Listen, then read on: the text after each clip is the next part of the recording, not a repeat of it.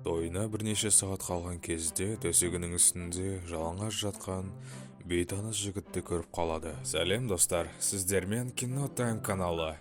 Бүгін сіздерге «Ирония судьбы в Голливуде» деген фильмді түсіндіріп беретін боламын. Басты рөлде Гриффин деген жігіт. Ол заңгер болып жұмыс істейді екен. Ал мынау Марго деген қыз. Екеуі бір қалада және әртүрлі районда тұрады. Бірақ екеуінің адрестері бірдей.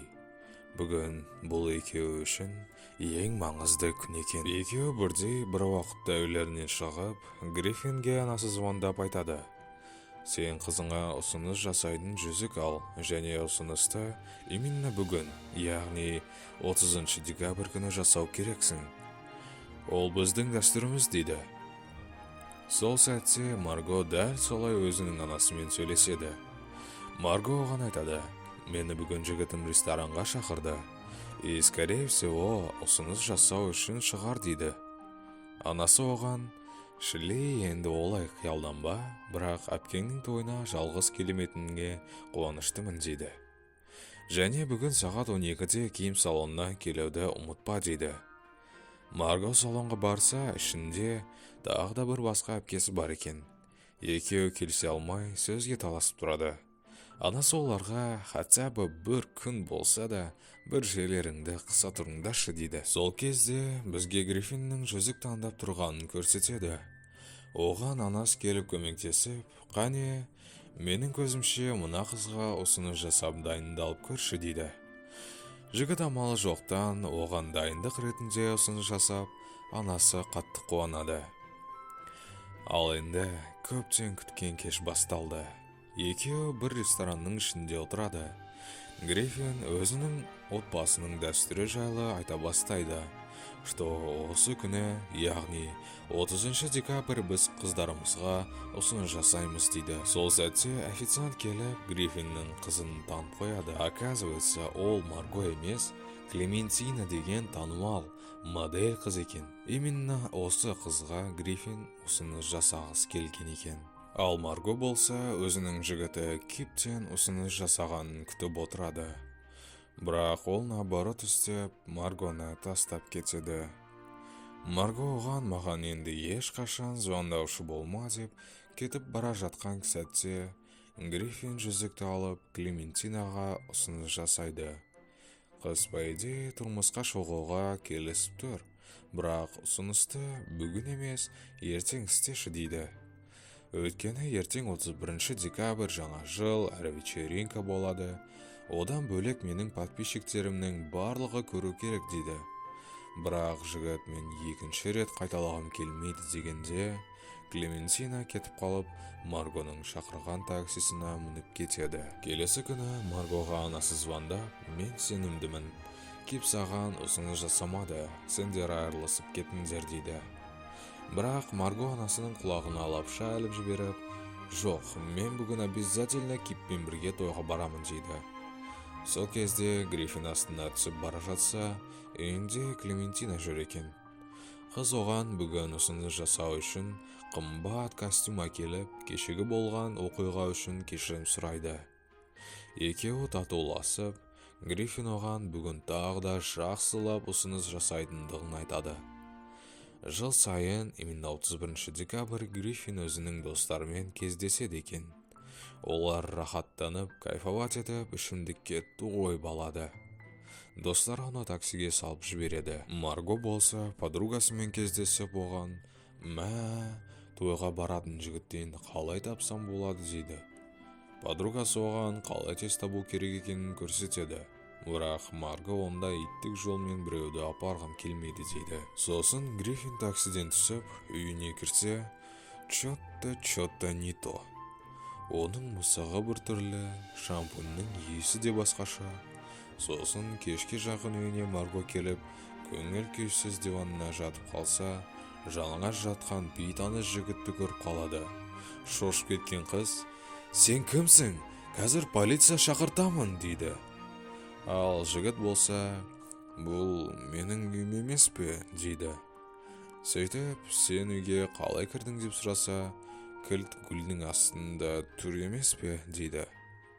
Оказывается, екеуі де үйлерінен шыққан кезде кілттерін бір жерге тығып кетеді.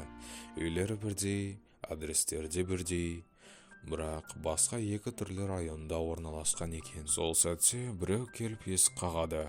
Оказывается, Кип өзінің костюмын алып кетуге келген екен. Сол сәтте жалаңаш Гриффин шығып қалады. Марго тұрып, Киптің іші күйсін деп Гриффинді сүйіп алады. Сосын Кип тұрып, сені тағы да көретін болсам, бір жеріңді айырып тастаймын дейді. Сосын Марго Гриффинге болған жайдың барлығын айтып беріп, бүгін тойға менімен бірге баршы дейді. Ал Гриффин болса, бүгін менің басқа жоспарым бар деп шығып кетіп қалады. Сөйтіп есікті қайттан қағады. Марго енді қуанып, Да? ол келіскен шығар десе, Гриффин сумкасын ұмытып кетіпті. Бірақ қайтан келіп, онымен баруға келіседі. Екеуі жақсылап дайындалып, Маргоның машинасымен тойға барады. Бірақ машина соталмай қалып, екеуі жаяу баруға шешеді. Сол сәтте Марго ат арбаны көріп, ол кісілерден бізді тойханаға дейін жеткізіп тастаңызшы деп сұрайды. Екеуі отырған сәтте анау кісілермен сөйлесіп кетеді. Бұл кісілер біздің үйленгенімізге уже 58 жыл болды дейді. Осыдан 60 жыл бұрын осы қызыл пальтоның арқасында біз танысқанбыз дейді. Бір кезде кинодан кейін кафеге шақырсам, ол қарсы болды дейді. Телефонын сұрасам, тағы да қарсы болды дейді. Сөйтіп көңілім қалып, досыммен кездесуге кафеге барсам, ішінде тұрған қызыл пальтоны көрдім дейді. Содан бері екеуміз осы күнге дейін біргеміз дейді. Олар жақсы дос болып қалып, мына әйел өзінің пальтосын сендерге жолысты болсын деп Маргоға береді. Сөйтіп екеуі тойға келеді. Маргоның мамасы қызының жігітімен танысуға шығады. Той болып жатқан кезде бірден сөт өшіп қалады.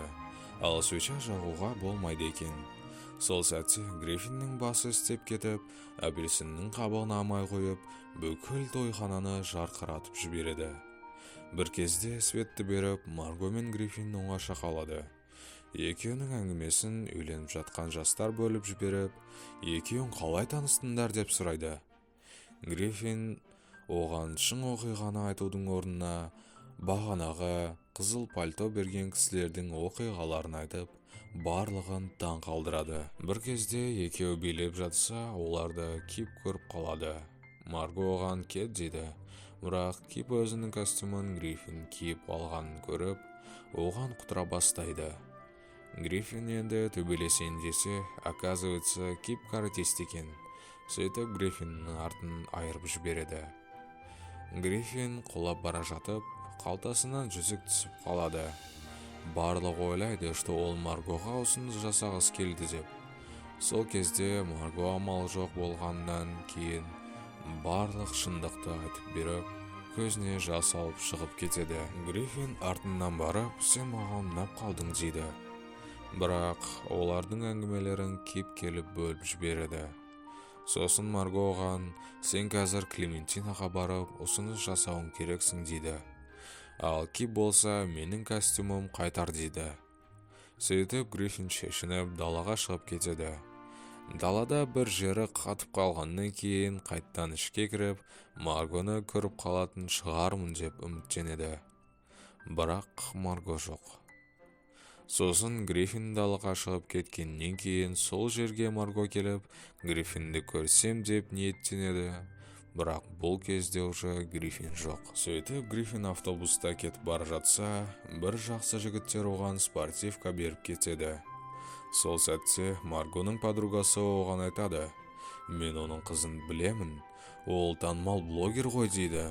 Бір сәтте Маргоға Кип ұсыныс жасайды, ал Клементинаға Гриффин ұсыныс жасайды. Бірақ бұл жерде екеуі бір-бірін ұнататынын түсініп, Марго да Гриффин де ұсынысынан бас тартады. Шамалдан кейін Марго Гриффинға барып, сумкасын әкеліп береді. Ол Гриффинді ұсыныс жасаудан бас тартқанын интернеттен біліп қояды екен. Сөйтіп, екеуі айналысайын деп жатса, оларды Клементина бөліп жібереді. Клементина Гриффинға менің тіс жуатын щеткамды әкеліп бер деп, өзі Маргоға ол жігітті жамандайды. Ал Марго болса жылап кетіп қалады. Сосын артынан Гриффин барып, мен сені шын жақсы көремін дейді. Бірақ Марго кетіп қалады. Келесі күні Гриффин бір кафеге ата-анасымен кездесуге келеді. Сөйтіп сөйлесіп болып, туалетке бара жатса, Маргоның туыстарын көріп қалады. Оларға барайын десе, қызыл пальтоны көріп қалады. Дәл бағанағы кісілердің тарихы секілді, екеуі бақытты болып, осымен фильм бітеді. Достар, біздің каналымыздағы басқа да видеоларды көріп кетіңіздер. Және лайк басып, подписка істеп, комментарийде өз ойларыңызбен бөлісіп кетуді ұмытып кетпеңіздер. Келесі видеода кездескенше.